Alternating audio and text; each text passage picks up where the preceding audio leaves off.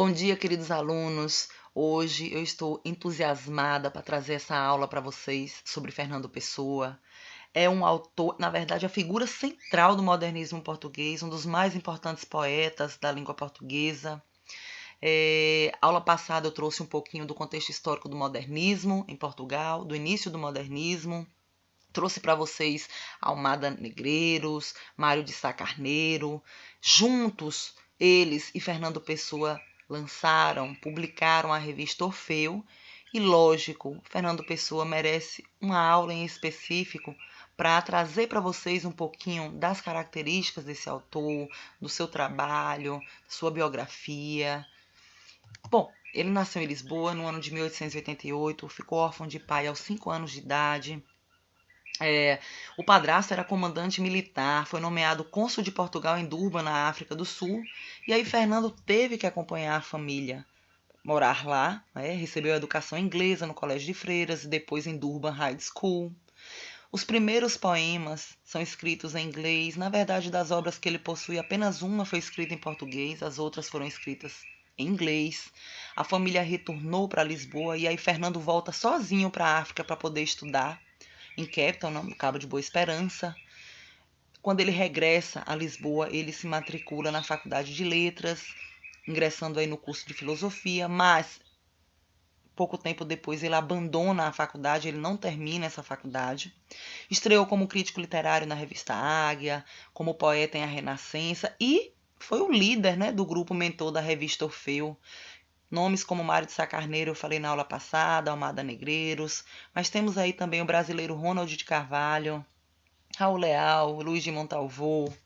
E assim, gente, é importante destacar que essa revista foi a porta-voz dos ideais de renovação futurista, tão desejados pelo grupo, que defendia a liberdade de expressão numa época em que Portugal atravessava uma profunda instabilidade político-social da Primeira República.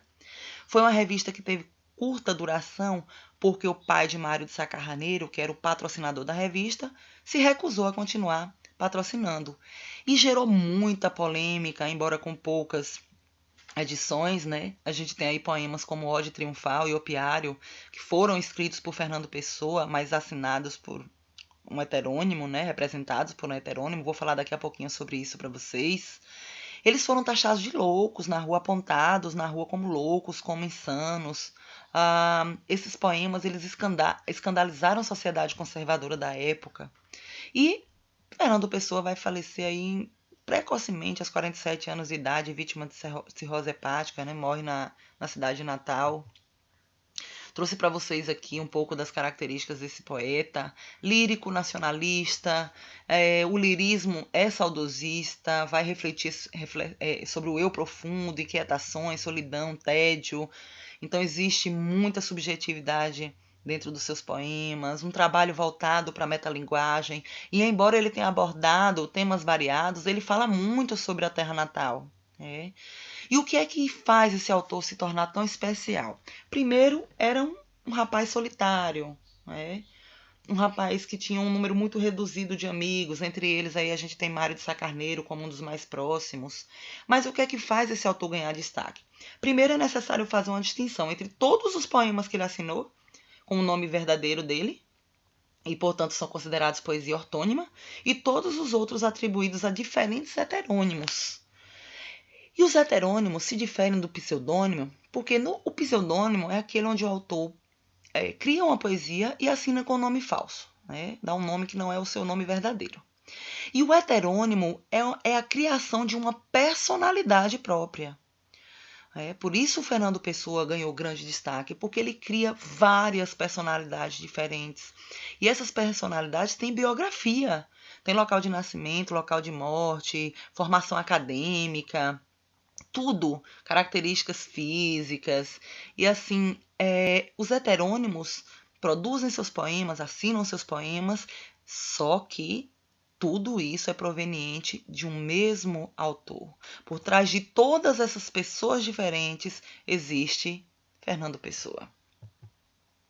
A poesia ortônima, que é a poesia onde o autor assina, cria seu poema e assina com seu próprio nome, a gente tem aqui Fernando Pessoa como destaque o tema do questionamento do eu. Esse questionamento é abordado às vezes de modo muito sofrido, detonando uma grande angústia, às vezes de modo mais casual. Essa multiplicação de identidade, gente, vai envolver o que a gente tem aqui: sinceridade e fingimento, sentir e pensar, consciência e inconsciência, solidão interior e angústia existencial, dor de viver e dor de pensar, tentativa de superação através da evocação da infância, refúgio no sonho, intelectualização da emoção. E aí eu não poderia deixar de falar um pouquinho, né, e mostrar para vocês um dos poemas mais emblemáticos do poeta, Autopsicografia. O poeta é um fingidor. Finge tão completamente que chega a fingir que é dor, a dor que devera sente. E os que leem o que escreve, na dor lida sentem bem. Não as duas que ele teve, mas só a que eles não têm. E assim nas calhas de roda, gira a entreter a razão, esse comboio de corda que se chama coração. Lindo, né, meu povo? Aí nós temos aqui um trabalho que é feito com os heterônimos de Fernando Pessoa, ou seja, essas várias personalidades que ganham vida própria nas mãos do autor. Um dos mais conhecidos é Ricardo Reis. Ele surgiu em 1913, quando o poeta teve a ideia de escrever poemas de índole pagã. Na verdade, Ricardo Reis nasceu em 1887, no Porto. Era formado em medicina e monarquista. Por ser monarquista e não concordar com o que ele presenciava, ele foi se exilar no Brasil em 1919. Essa obra de Ricardo é conhecida por grandes características. Nós temos aqui o epicurismo. O epicurismo, gente, é a filosofia na qual se busca a tranquilidade da alma, a busca pelos prazeres da vida, a sobreposição da razão em detrimento da emoção. Nós temos também o estoicismo, que é a filosofia na qual se busca a dominação das paixões, ou seja, a recusa das paixões para que não haja nenhuma desilusão. E o conformismo, ou seja, aceitar as coisas como elas nos apresentam. Aí eu tenho o Ricardo Reis, com relação ao seu estilo, ele vai se inspirar na poesia clássica e utilizar vocabulário e formas eruditas. Eu trouxe para vocês uma obra, né, um poema de Ricardo Reis, Amo o que vejo. Amo o que vejo, porque deixarei qualquer dia de o ver. Amo-o também porque é. No plácido intervalo em que me sinto, do amar que ser, amo a ver tudo e a mim. Melhor me não dariam se voltassem os primitivos deuses, que também nada sabem. Lindo, né, gente? E uma curiosidade a respeito desse autor, Fernando Pessoa não estipulou a data de morte de Ricardo Reis. Ninguém sabe como ele morreu, nem onde morreu. A informação ficou em aberto. Mas aí, em 1984, um escritor português chamado José Saramago, que ele foi inclusive ganhador do Prêmio Nobel de Literatura, decidiu escrever um romance intitulado O Ano da Morte de Ricardo Reis. E aí, nesse romance, ele contou justamente os últimos anos de vida do poeta, escolhendo 1936 como o ano da sua morte. Aí nós temos aí Álvaro de Campos. O Álvaro de Campos, ele é considerado o alter ego de Pessoa. Nasceu em Távira em 1890, estudou engenharia mecânica e naval. Em seguida partiu para uma viagem ao Oriente. Possui diversas fases poéticas, desde a decadencista, passando por futurista e niilista. O próprio Pessoa explica que esse heterônimo aflorava sempre que sentia um súbito ímpeto para escrever, expressando toda a sua emoção. A gente tem aí um temperamento rebelde, uma inspiração nas próprias vanguardas europeias que trazem justamente o novo, o diferente, né? A subversão, a ideia de desconstrução de tudo que era antigo, para tudo que é novo. É um poeta futurista, temperamento rebelde, agressivo. Os versos reproduzem revolta, inconformismo, manifestados através de uma verdadeira revolução poética. É a menina dos olhos de Fernando Pessoa. Eu trouxe para vocês aí Passagem das Horas. Trago dentro do meu coração, como num cofre que não se pode fechar de cheio, todos os lugares onde estive, todos os portos a que cheguei, todas as paisagens que vi através de janelas ou vigias, ou de tombadilhos sonhando, e tudo isso que é tanto é pouco para o que eu quero. Viajei por mais terras do que aquelas em que toquei, vi mais paisagens do que aquelas em que pus os olhos, experimentei mais sensações do que todas as sensações que senti, porque por mais que sentisse, sempre me faltou que sentir. E a vida sempre me doeu, sempre foi pouco, e eu, infeliz. Não sei se a vida é pouco ou demais para mim, não sei se sinto de mais ou de menos, não sei. Se me falta escrúpulo espiritual, ponto de apoio na inteligência, consanguinidade com o mistério das coisas, choque aos contatos, sangue sob golpes, estremeção aos ruídos, ou se há outra significação para isto, mais cômoda e feliz.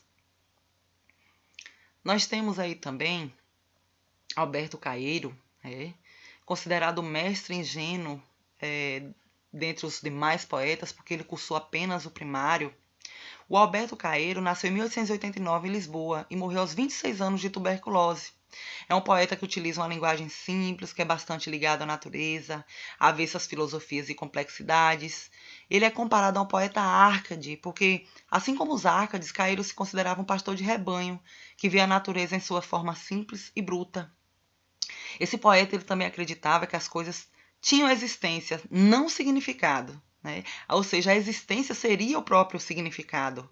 E aí, dentre a vasta obra desse autor, a gente tem aí o Guardador de Rebanhos, que é composta por 49 poemas, que é uma das mais conhecidas. Eu tenho aqui um trecho: o meu olhar é nítido como girassol. Tenho o costume de andar pelas estradas, olhando para a direita e para a esquerda. E o que vejo a cada momento, e de vez em quando olhando para trás, perdão. E o que vejo a cada momento é aquilo que nunca antes eu tinha visto. E eu sei dar por isto muito bem, sei ter o pasmo essencial, que tem uma criança se ao nascer, reparasse que nascera deveras. Sinto-me nascido a cada momento para a eterna novidade do mundo. Creio no mundo como no mal me quer, porque eu vejo, mas não penso nele, porque pensar é não compreender. Nossa, forte, né, gente? Lógico, teve muitos outros heterônimos. Nós temos aí um semi-heterônimo criado por Fernando Pessoa, que era chamado Bernardo Soares. Era ajudante de guarda-livros, autor do livro do Desassossego, viu, gente? Segundo o próprio Pessoa, os dois teriam se conhecido em uma casa de pasto, que na verdade era designação para um estabelecimento semelhante a uma taverna que servia refeições ao longo do dia. E aí Bernardo entregou um livro à Pessoa. E esse livro era formado por fragmentos que traziam reflexões sobre o tédio da existência, a inutilidade da escrita. E daí Fernando Pessoa cria aí um semi-heterônimo, dentre todos os heterônimos também criados. Gente, eu poderia falar horas sobre ele, horas. É um autor riquíssimo, um autor pleno. Infelizmente, o reconhecimento só veio após a sua morte. Né? Os pesquisadores, os críticos descobriram muita coisa importante, muita coisa interessante dentro das produções de Pessoa. Eu espero que vocês tenham gostado da aula.